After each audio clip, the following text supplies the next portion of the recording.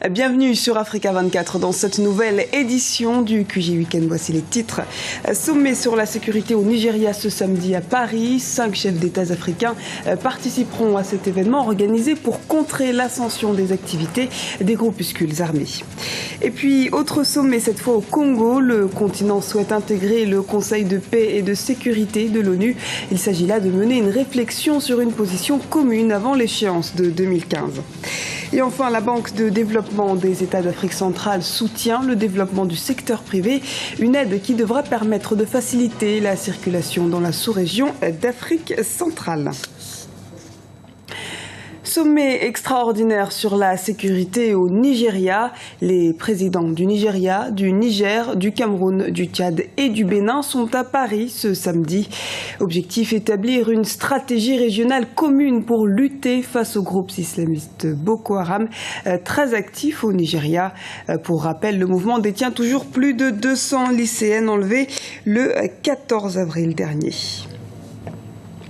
Africa 24 vous fera vivre ce samedi et en direct ce sommet de l'Elysée sur la paix au Nigeria à partir de 15h15 GMT avec Jean-Célestin Edjongé et nos éditorialistes. La paix et la sécurité sera donc l'objet d'un mini-sommet africain ce samedi. La sécurité est en effet mise à mal ces derniers temps par les actes terroristes perpétrés par des groupes armés sur le continent africain. Alors comment mener un front commun contre ces attaques? Élément de réponse avec Mokhtar Ba. Ils seront 5 pays africains, le Nigeria, le Tchad, le Cameroun, le Niger et le Bénin, à participer ce samedi 17 mai au sommet de Paris sur la sécurité au Nigeria. Après l'enlèvement de 200 lycéennes le 14 avril dernier au Nigeria par le groupe islamiste Boko Haram, ce sommet aura pour but d'évoquer les problèmes de sécurité en lien avec l'activité de Boko Haram au Nigeria et dans les pays voisins. Le sommet de Paris, je crois que c'est un sommet qui a été convoqué par la France avec la participation des chefs d'État, certains chefs d'État de l'Afrique et surtout de l'Afrique centrale, pour se pencher sur cette question de Boko Haram. Boko Haram, jusqu'à maintenant, a été considéré comme un problème de Nigeria. Mais depuis un certain temps, ça devient régional. Pourquoi ? Le Boko Haram traverse la frontière, il va surtout au Cameroun où ils enlèvent les gens. De nombreux pays ont apporté leur soutien au Nigeria dans le cadre de l'affaire des jeunes filles retenues en otage par Boko Haram. Ces pays ont proposé leur aide pour localiser les jeunes filles enlevées. Là où les pays sont en difficulté, ils invitent ceux qui peuvent les aider à résoudre le problème. Je pense que c'est une solution. Déjà, en Afrique, même, ils ont en train de gérer ce problème entre eux. Nous avons ce que nous appelons la réunion du ONSAC, qui se retrouve tous les 6 mois, qui réunit les ministres de la Défense pour se pencher sur le problème de paix et la sécurité. Donc, il n'y a pas qu'à Paris qu'il y a la solution, mais ce n'est qu'une partie de la recherche de solutions à ce problème. Ce sommet veut offrir à ses participants un cadre d'échange pour la mise en place de stratégies communes de lutte contre les groupes terroristes sur le continent. Déjà, une série de propositions de mesures contre Boko Haram a déjà été soumise au Conseil de sécurité des Nations Unies. Autre question sur les enjeux sécuritaires. Le comité des 10 chefs d'État pour la réforme du Conseil de paix et de sécurité de l'Union africaine a débuté ses travaux ce vendredi à Oyo, au Congo. Objectif, fixer une position africaine commune pour intégrer le Conseil de paix et de sécurité de l'ONU. Reportage de Serge Kofi, notre envoyé spécial au Congo, commenté par Mokhtar Ba. Les travaux du comité des 10 chefs d'État de l'Union africaine pour la réforme du Conseil de paix et de sécurité de l'Union africaine a commencé ce vendredi 16 mai à Oyo, au Congo. Objectif pour les dirigeants africains de ce comité, la mobilisation et la concertation pour une position commune à adopter afin d'intégrer le Conseil de paix et de sécurité de l'ONU. L'Afrique milite de façon générale pour la démocratisation du système international, son adaptation aux évolutions contemporaines. C'est pourquoi nous demeurons ouverts aux consultations avec les autres groupes régionaux ou d'intérêt pour aboutir à une dynamique qui n'exclut ni ne frustre personne. En revendiquant un siège de membre permanent au sein du Conseil de sécurité, l'Afrique exhorte la communauté internationale à reconnaître son statut de puissance émergente. Un statut qui pourra servir à renforcer davantage sa présence sur la scène internationale. L'Afrique n'en demande pas autant. Nous revendiquons le droit à un siège pour corriger l'injustice historique faite d'exclusion au Conseil de sécurité et la justice que nous appelons de tous nos voeux à cet égard est irréfutable.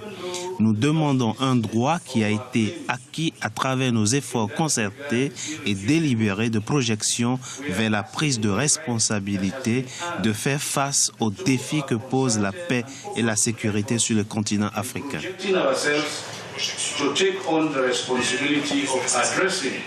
Les débats restent ouverts ici à Oyo.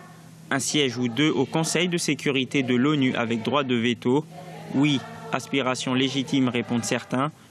Pour d'autres, cela doit aussi passer par une consolidation des acquis économiques et un renforcement de la gouvernance politique, de même que la capacité à résoudre ses propres conflits, une étape nécessaire afin d'acquérir l'influence suffisante pour siéger valablement et utilement au Conseil de sécurité des Nations Unies. En Guinée-Bissau, les électeurs sont rappelés aux urnes pour le second tour de l'élection présidentielle le dimanche 18 mai. Ce scrutin oppose les deux candidats arrivés en tête lors du premier tour.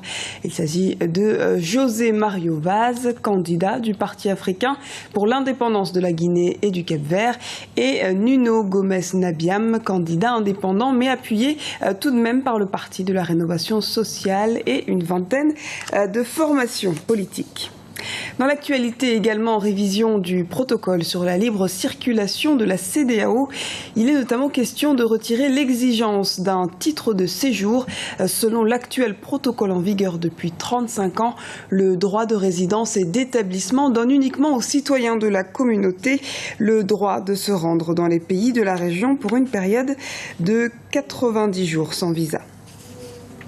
Favoriser l'émergence du secteur privé pour permettre aux petites et moyennes entreprises de sortir de l'économie informelle. C'est la politique assumée de la Banque de développement des États d'Afrique centrale.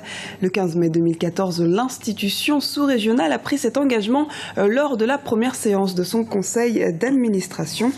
Kessi Martel. Le secteur informel, cette économie parallèle qui se déroule en dehors des circuits traditionnels, occupe une place importante sur le continent. Sa singularité le rend difficile à quantifier, mais selon certaines études, le commerce transfrontalier informel pourrait représenter 15% du commerce total au Nigeria et plus de 200% en République centrafricaine ou en Guinée équatoriale. Et c'est pour limiter la concurrence de cette seconde économie que la Banque de développement des États de l'Afrique centrale s'est engagée à soutenir financièrement les petites et moyennes entreprises de la sous-région. Nous nous engageons également à faire en sorte que le pays soit émaillé d'un certain nombre d'institutions financières spécifiques, telles que les organismes de microfinance, les sociétés de crédit-bail, les sociétés à capital risque, les fonds d'amorçage, pour offrir une gamme plus importante de services financiers afin d'aider le secteur privé. L'institution financière a déjà apporté son soutien à l'usine Likwala Timber, une firme spécialisée dans la transformation du bois au Congo. Mais le secteur privé n'était pas le seul domaine visé par la BDEAC. Nous nous sommes fixés comme priorité certains secteurs. Et s'agissant du secteur privé, en priorité, l'agriculture, l'élevage, et tous les projets participant à la transformation de nos matières premières. Les infrastructures, principalement routières, constituent enfin un volet important de la politique de la BDEAC. L'objectif clairement affiché est de relier toutes les capitales de la sous-région et de faciliter la circulation dans toute l'Afrique centrale. C'était le journal de la rédaction. Merci de nous avoir suivis. Dans un instant, une nouvelle édition du QG Weekend sur Africa 24.